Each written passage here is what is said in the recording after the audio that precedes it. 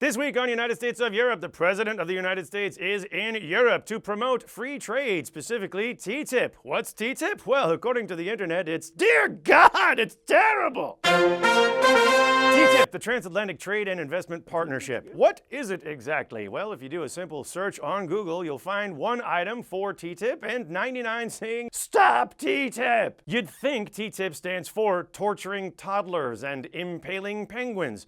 Not to be confused with T-tip, the first ever Q-tip for in between your toes. Or free trade, this time it's personal. They really favor this aquatic imagery, from a free trade octopus to a fish looking for a fishing rod. But can someone explain why is TTIP so evil? Basically, TTIP is another free trade agreement. Now, these days, especially in campaign season, free trade stands for free trade, as in the companies get off tax-free, and trade, as in you're trading your healthy food for American GMOs and chlorine chicken. I myself have argued that TTIP is yet another attempt by greedy multinationals to grab more power, especially because it includes the ISDS, Investor-State Dispute Settlement, otherwise known as the right to sue, as in the right of companies to sue the government for enforcing the law. For example, in Canada, Eli Lilly was denied 2 patents for pills showing no beneficial medical effect,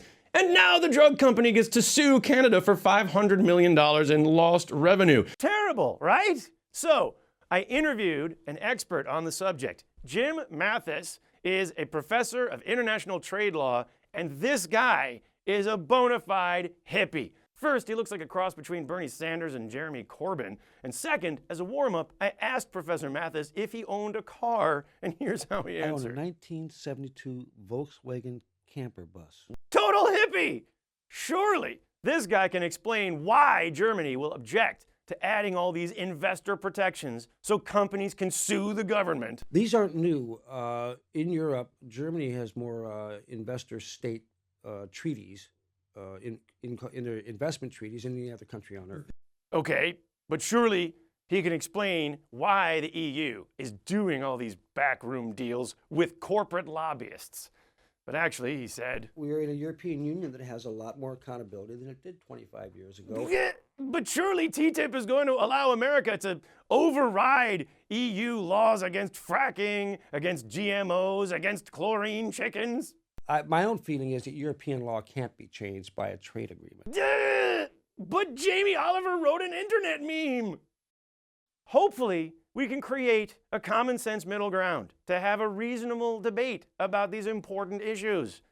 Or we can continue to characterize the Obama-Merkel negotiations like this. United States of Europe, making fun of the EU the American way. Newsroom, it's a newsroom. Listen to the sound of the newsroom. Anything can happen in a newsroom. News, news, news, news, news.